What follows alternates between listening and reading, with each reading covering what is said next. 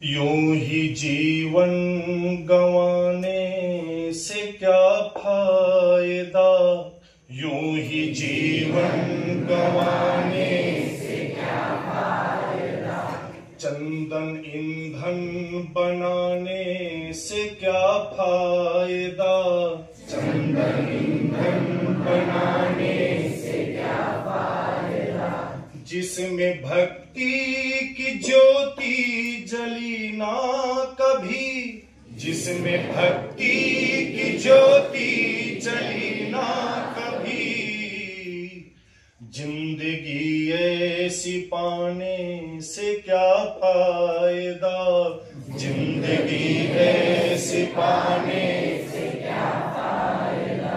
हे प्रभु हम तुम्हारे सदा दास हैं, हे प्रभु हम तुम्हारे सदा दास हैं। प्रेम अमृत को पीने की ही प्यास है, प्रेम अमृत को पीने की प्यास है। हम तुम्हें छोड़ कर और जाए कहाँ, हम तुम्हें छोड़ कर और जाए कहाँ।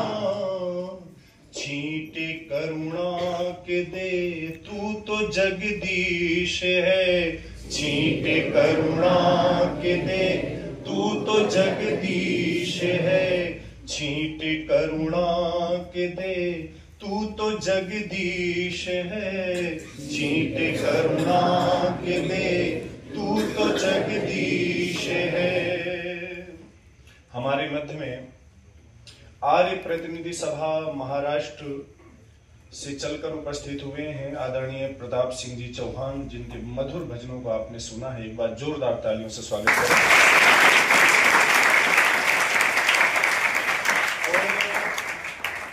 और परली बैजनाथ से हमारे साथ में सहयोगी आए हैं व्यवस्थापक सम्माननीय अभिषेक शास्त्री जी, आप उनका भी जोरदार तालियों से स्वागत करें।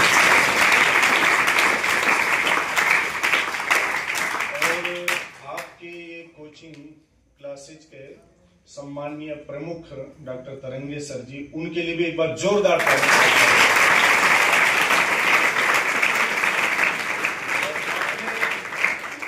अपने सभी गुरुजनों के लिए, अपने सभी अध्यापकों के लिए और जो हमसे बड़े हैं उन सभी के लिए आप जोरदार तालियों से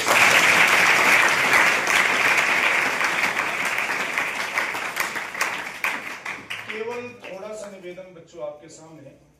महात्मा चाणक्य का नाम आपने सुना होगा। महात्मा चाणक्य कहते हैं कि जिन बच्चों के जीवन में 5 चीजें होती हैं उनको इस दुनिया में सफल होने से कोई नहीं रोक सकता। जिनके अंदर, जिनके जीवन में 5 चीजें होंगी उनको इस दुनिया में कोई सफल होने से नहीं रोक सकता है। तो हमने पूछा, किसी ने पूछा महात्मा चाणक्य से कि वो 5 चीजें कौन सी हैं जो हमें सफलता को प्राप्त करवाती हैं, जिनसे हम अपने जीवन में सफल होते हैं। तो महात्मा चाणक्य पहली बात कहते हैं, वो कहते हैं जिन बच्चों के जीवन में विद्या होती है, जिनके अंदर विद्या होती है, ज्ञान होता है, इस दुनिया में सफल होने से उसे कोई नहीं रोक सकता है।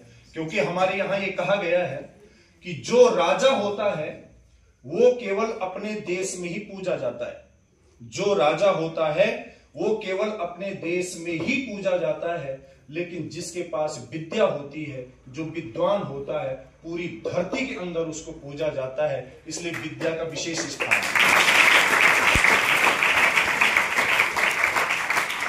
और एक गुण है विद्या के अंदर, आपके पास 2 पेन हो और एक पेन किसी को दे दें तो कितने पेन बचे? एक। आपके पास 2 जोड़ी कपड़े हो, वस्त्र हो, एक जोड़ी आपने किसी को दे दिया तो कितने बचेंगे? एक। आपके पास 100 रुपए हैं और आपने किसी को 50 रुपए दे दिए तो कितने बचेंगे आपके पास? 50 रुपए। दुनिया की जितनी संपत्ति है, भौतिक संपदा है, जब हम किसी को देते हैं या कोई हमसे लेता है तो घट जाती है, लेकिन बच्चों विद्या एक ऐसी चीज है, हम जितना बांटते हैं दूसरों को उतनी ये घटती नहीं है, उतनी ही बढ़ती चली जाती है। ये विद्या का महत्व है हमारे जीवन में। महर्षि स्वामी दयानंद जी महाराज ने एक बात लिखी है और वो कहते हैं कि विद्वान सभी को होना चाहिए, विद्या सभी के अंदर होनी चाहिए, विद्वान सभी को होना चाहिए, लेकिन हो नहीं सकते। अगली बात कहते हैं धार्मिक सभी को होना आवश्यक है, धार्मिक सब हो सकते हैं। होता यह है हमारे जीवन में संस्कारों का होना अत्यावश्यक है, क्योंकि जिस शिक्षा के अंदर संस्कार नहीं होते हैं वो शिक्षा हमें पतन की ओर लेकर के जाती है, और बहुत सारे प्रमाण ऐसे मिलते हैं। तो मैं आपसे निवेदन करने के लिए चला हूं, आगे चल करके कोई व्यक्ति डॉक्टर बनता है, कोई इंजीनियर बनता है, कोई सीए बनता है, और यदि उनके जीवन में संस्कार नहीं है, यदि उनके जीवन में मानवता नहीं है, तो बच्चों मुझे अमृतसर की घटना याद आती है। पंजाब के अंदर एक डॉक्टर ने 2000 लोगों की किडनियां निकाल करके बेच दी। उसके पास डिग्री है, उसके पास शिक्षा की भी कोई कमी नहीं है, पढ़ा लिखा भी बहुत ज्यादा है, लेकिन एक चीज उसके पास नहीं थी। वो क्या थी बोलो? मानवता। उसके पास मानवता नहीं थी, उसके पास संस्कार नहीं थे, तो उसने ऐसा कार्य किया। कोई इंजीनियर बना, यदि उसके जीवन में संस्कार नहीं है, मानवीय मूल्य नहीं है, तो कभी ईंट खा जाएगा, कभी पत्थर खा जाएगा, कभी कुछ खाने का कार्य करेगा, वो कभी देश के विकास में काम नहीं आ सकता है। इसलिए बच्चों हमेशा याद रखना, विद्या के साथ में, शिक्षा के साथ में संस्कारों का भी अर्जन करना। तो महात्मा चाणक्य कहते हैं जिन बच्चों के पास विद्या होती है इस धरती पर उन्हें सफल होने से कोई नहीं रोक सकता। महर्षि स्वामी दयानंद जी महाराज ने एक छोटी सी पुस्तक लिखी है जिसका नाम है व्यवहार भानु। क्या नाम है? व्यवहार भानु। बहुत छोटी सी है, यदि अवसर मिले और आपको यह पुस्तक प्राप्त हो तो अवश्य पढ़िएगा। बच्चे से लेकर के 100 वर्ष तक की उम्र के लोगों का व्यवहार कैसा होना चाहिए, उस छोटी सी पुस्तक में उन्होंने लिखा है प्रश्न उत्तर के माध्यम से। राजा के पास हम जब जाएं तो राजा के साथ हमारा कैसा व्यवहार हो, गुरुजनों के पास जाएं तो गुरु जी के साथ, अध्यापकों के साथ हमारा कैसा व्यवहार हो, जब किसी सभा में जाएं तो सभा के अंदर हमारा व्यवहार कैसा हो, सारे के सारे व्यवहार उस छोटी सी पुस्तक में निहित किए हैं। उसी में स्वामी जी ने एक प्रसंग लिखा है, दयानंद जी ने। एक व्यक्ति ने स्वामी जी से प्रश्न किया और वो व्यक्ति कहता है स्वामी जी आप कहते हैं कि पढ़ाई करो पढ़ाई करो, पढ़ने लिखने में फायदा क्या है? तो पता है वो क्या कहता है? स्वामी जी पठितव्यम तदपि मर्तव्यम। वो व्यक्ति कहता है पठितव्यम तदपि मर्तव्यम और न पठितव्यम तदपि मर्तव्यम, पुनः दंत कटा कटेति किम कर्तव्यम। वो व्यक्ति स्वामी जी से प्रश्न करता है स्वामी जी पढ़ेंगे तब भी मरेंगे और नहीं पढ़ेंगे तब भी मरेंगे, फिर ये सुबह से शाम तक दंत कटा कटेति किम कर्तव्यम, सुबह से शाम तक क्यों पढ़ाई करें हम? बात समझ में आ रही है आपके? उस व्यक्ति ने प्रश्न किया कि पढ़ेंगे तब भी मरेंगे और नहीं पढ़ेंगे तब भी मरेंगे, तो फिर दंत कटा कटेति किम कर्तव्यम, फिर सुबह से शाम तक पढ़ाई क्यों करें? तो पता है स्वामी जी ने क्या उत्तर दिया?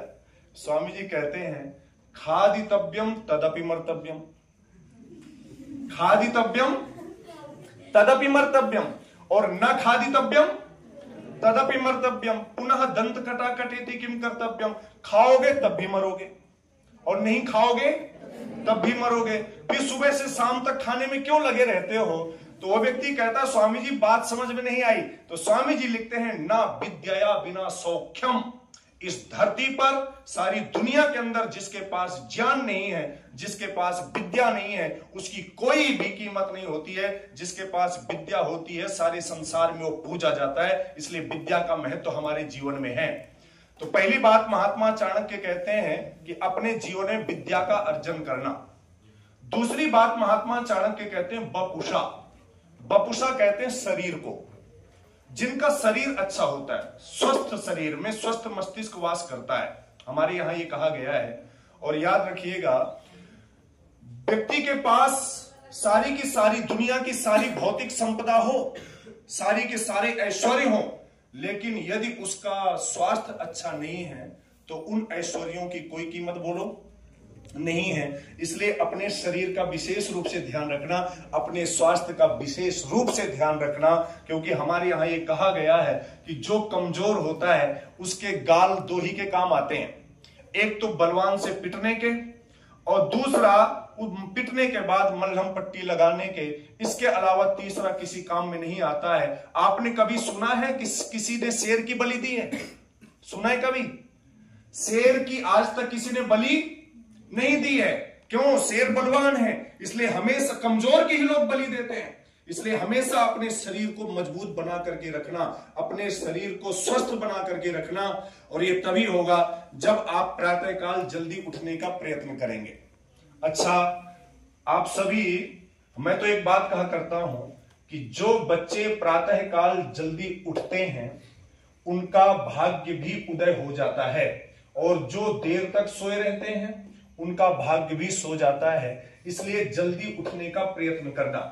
प्रातःकाल जो बच्चे 5 बजे के आसपास जग जाते हैं और विद्या अध्ययन में लग जाते हैं उनका जीवन बहुत अच्छा बनता है। इसलिए क्या करना? जल्दी उठने का प्रयत्न करना, अपने बड़ों को प्रणाम करना, और उस समय जब पढ़ाई करेंगे आप तो देखेंगे कि इतनी जल्दी आपको स्मरण होगा, इतनी जल्दी याद होगा। उस समय बहुत शांत वातावरण होता है। इसलिए जल्दी उठने का प्रयत्न करना, क्योंकि प्रातः काल के 2 घंटे, मैं तो एक बात कहा करता हूं, वो आपके हैं। प्रातः काल के 2 घंटे किनके हैं? हमारे हैं। और मैं कहा करता हूं कि जो लोग प्रातः काल में अपने लिए समय नहीं निकालते उनको डॉक्टरों के लिए समय निकालना पड़ता है। जो लोग अपने लिए समय नहीं निकालते उनको डॉक्टरों के लिए समय निकालना पड़ता है। इसलिए प्रातःकाल जल्दी उठने का प्रयत्न करना, तभी आपकी बुद्धि तीव्र होगी, तभी आपका मन लगेगा विद्या पढ़ने में। प्रातःकाल के 2 घंटे आप ये इस बात को निश्चित करते हैं कि आपके 22 घंटे अगले कैसे होने वाले हैं। इसलिए प्रातःकाल जल्दी उठने का प्रयत्न करना। तो मैं आपसे निवेदन कर रहा था, पहली चीज महात्मा चाणक्य कहते हैं जिनके पास विद्या होती है। दूसरी चीज महात्मा चाणक्य कहते हैं कि जिनका शरीर स्वस्थ रहता है। और तीसरी बात कहते हैं वाण्या। वाण्या कहते हैं वाणी को, अपनी वाणी में मधुरता लाना, हमेशा मीठा बोलने का प्रयत्न करना, कभी किसी से कड़वा बोलने का प्रयत्न मत करना, क्योंकि ये वाणी है। भगवान ने हमें वाणी दी है अच्छा बोलने के लिए, और जब आप बोलें तो आपकी वाणी से मधु की तरह से झरना झरता हो, और लोग ये कहें कि बोलना हो तो इसके बच्चे जैसा हो, चलना हो तो इनके जैसा हो, भोजन करना हो तो इनके जैसा हो। आप एक अपने जीवन में आदर्श स्थापित करना जिससे कि लोग आपसे प्रेरणा ले सकें। इसलिए हमेशा अपनी वाणी से मीठा ही बोलने का प्रयत्न करना। और चौथी बात महात्मा चाणक्य कहते हैं कि वस्त्रेणा, जिनके वस्त्र अच्छे होते हैं, कपड़े फटे हैं चलेगा, कपड़े पुराने हैं चलेगा, लेकिन कभी कपड़े गंदे नहीं होने चाहिए। हमेशा स्वच्छ कपड़े पहनने का प्रयत्न करना, धोए हुए कपड़े पहनने का प्रयत्न करना, क्योंकि वस्त्रों का भी हमारे मन पर विशेष रूप से प्रभाव पड़ता है। इसलिए वस्त्रों को अच्छा रखने का प्रयत्न करना। और 5वीं चीज कहते हैं व्यवहारेण, जिनका व्यवहार अच्छा होता है, जिन बच्चों का आचरण अच्छा होता है, और वो तभी होता है जब हम अपने बड़ों के सामने झुकते हैं। क्योंकि हमारे यहां ये कहा गया है कि जो बच्चे जितना बड़ों के सामने झुकते हैं उतना ऊपर उठते हैं, जो जितना झुकता है उतना ऊपर उठता है। इसलिए हमेशा विनम्रता का भाव अपने जीवन में लेकर के आना। और याद रखिए, घड़े को आपने देखा हो, घड़े के ऊपर ढक्कन होता है बच्चों। क्या होता है? ढक्कन। एक दिन ढक्कन घड़े से बोला, घड़ा एक बात बताओ, तुम्हारे पास जो भी आता है, लोटा, कटोरी, गिलास, तुम सबको भर देते हो, लेकिन 24 घंटे में तुम्हारे पास रहता हूं, तुमने आज तक मुझे नहीं भरा। ढक्कन कहता है घड़े से, घड़ा तुम्हारे पास जो भी आता है तुम उसको भर देते हो, लेकिन मुझे आज तक नहीं भरा। तो घड़ा कहता है ढक्कन तुम ठीक कहते हो, मेरे पास जो आता है मैं उसको भर देता हूं, क्योंकि वो झुकना जानते हैं। कटोरी हो, गिलास हो, वो झुकते हैं तब उनको भरता हूं। लेकिन ढक्कन एक बात बताओ, तुम्हें कैसे भरूं, क्योंकि तुम तो सर पर मेरे 24 घंटा विराजमान रहते हो, 24 घंटे मेरे सर पर बैठे रहते हो, तो तुम्हें कैसे भरूं। इसलिए अपने जीवन में हमेशा विनम्रता का भाव रखना, गुरुजनों के सामने प्रणाम करना, माता पिता को प्रणाम करना, और जो बच्चे बड़ों के सामने नतमस्तक होते हैं उनका जीवन बड़ा अच्छा बनता है, उनके जीवन में विनम्रता का भाव रहता है, वही बच्चे आगे चल करके बड़ी उन्नति करते हैं। और मैं आपसे निवेदन करना चाहता हूं, जो अपने कह रहे थे अपने प्रताप जी, अपना खान पान पर विशेष ध्यान रखना, अच्छे से अच्छे पदार्थों का सेवन करना, क्योंकि हमारे यहां ये कहा गया है, जैसा खाओ अन्न वैसा बने मन, जैसा खाओ अन्न वैसा बने मन।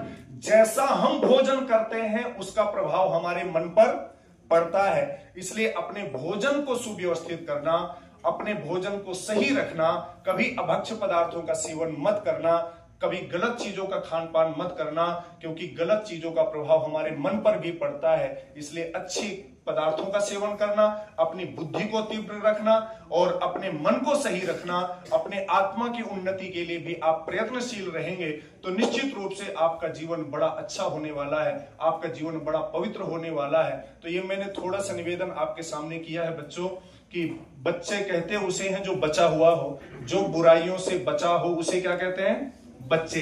तो आप अभी दुनिया की बुराइयों से बचे हुए हैं, ये आपका समय है। 12 वर्ष से लेकर के 25 वर्ष तक जिन बच्चों ने मेहनत कर ली विद्या के पढ़ने में, शिक्षा अध्ययन अध्यापन में, तो याद रखिएगा पूरा का आगे का पूरा जीवन आपको सुख प्राप्त होने वाला है। और जिस बच्चे ने 12 से लेकर 25 वर्ष की अवस्था में आलस्य किया और पढ़ाई में मेहनत नहीं की, पूरा जीवन उसके रोने के अतिरिक्त कुछ भी शेष नहीं रहता है। इसलिए ये जो समय आपको मिला है इसमें अधिक से अधिक मेहनत करना, अधिक से अधिक परिश्रम करना, और एक ही बात का ध्यान रखना कि सभी बच्चे इससे दूर रहना। इससे होता क्या है कि जैसे घर जाते हैं तो सबसे पहले मोबाइल लेकर के बैठ जाते हैं, भोजन करने के लिए जब बैठते हैं तो मोबाइल भी देखते हैं और भोजन भी साथ में करते हैं। तो होता क्या है, हमारे यहाँ वैज्ञानिकों ने इस बात को कहा है कि जब हम मोबाइल देख करके भोजन करते हैं या हमारे सामने टीवी है तब भोजन करते हैं, तो जो भोजन हम करते हैं और सामने जो चित्र चल रहा होता है उसका प्रभाव भोजन के साथ में हमारे अंदर जाता है और वो संस्कारों के रूप में बनता है। इसलिए कभी भी जब भी आप भोजन करें तब कोई भी मोबाइल हो या टीवी हो, आप कोई भी कुछ चलचित्र नहीं देखेंगे, ऐसा प्रयत्न करने का प्रयत्न करेंगे तो निश्चित रूप से आपका जीवन बड़ा अच्छा बनेगा। आप हमेशा सत्य आचरण करें, आप हमेशा बड़ों के सामने झुकने का प्रयत्न करें, माता पिता का सम्मान करें, गुरुजनों का सम्मान करें, तो निश्चित रूप से आपका विकास होगा। 4 पंक्तियां आपके लिए निवेदन कर रहा हूं और वाणी को विराम दूंगा। 4 पंक्तियां आप सभी के लिए प्रेरणा करेंगी। हमेशा जीवन में कभी फेल हो जाए तब भी ये प्रेरित करेंगे आपको। होता है ना, कोई फेल होता है कोई पास होता है, तो कभी फेल हो जाए तो ये 4 पंक्तियां याद रखिएगा। अंधेरे की कालिमा उजाले से ज्यादा सिखाती है, अंधेरे की कालिमा उजाले से ज्यादा सिखाती है, जो मुश्किलों में भी हिम्मत नहीं हारते जिंदगी उन पर मुस्कुराती है। अंधेरे की कालिमा उजाले से ज्यादा सिखाती है, जो मुश्किलों में भी हिम्मत नहीं हारते जिंदगी उन पर मुस्कुराती है। हल्की सी खरोंचों से डरने वालों को कभी कुछ नहीं मिलता, जो काट कर देते हैं अंगूठा जिंदगी उन्हें तीरंदाज बनाती है।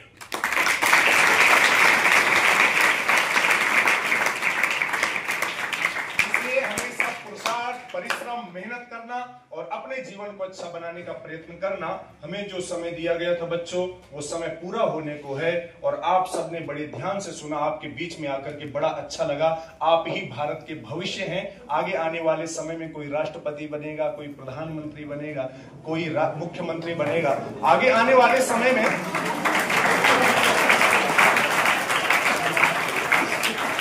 तो भारत का भविष्य, आने वाला भारत का भविष्य आपके हाथों में है। इसलिए आप अच्छे से अच्छा बनने का प्रयत्न करना, मेहनत करना, पुरुषार्थ करना। क्यों? क्योंकि आप एक के प्रयत्न करने से, आपके एक के पुरुषार्थ करने से आपके विद्यालय का नाम होता है, आपके गुरुजनों का नाम होता है, आपके माता पिता का नाम होता है, आपके जिले का नाम होता है, पूरे राष्ट्र का नाम होता है। आप अकेले पुरुषार्थ करते हैं, लेकिन नाम कितने का होता है, पूरी दुनिया में आपका नाम हो सकता है। इसलिए इस बात को ध्यान में रख करके पुरुषार्थ करना, परिश्रम करना कि मैं जो मेहनत कर रहा हूं ये राष्ट्र के काम आने वाला है, ये समाज के काम आने वाला है। मैं माता पिता का नाम रोशन करूंगा और ये तभी होगा जब आप विद्या अर्जन में कभी आलस्य नहीं करेंगे, क्योंकि जो विद्यार्थी होता है वो रात देखता है ना दिन देखता है, 24 घंटे उसके सामने लक्ष्य सामने है कि मुझे पढ़ाई करना है, मुझे मेहनत करना है, मुझे परिश्रम करना है। इस बात को ध्यान में रख करके आप मेहनत करें, परिश्रम करें, पुरुषार्थ करें और अपना नाम रोशन करें, गुरुजनों का नाम रोशन करें, राष्ट्र का नाम रोशन करें। इन्हीं शब्दों के साथ मैं आप सबको बहुत बहुत शुभकामनाएं देता हूं।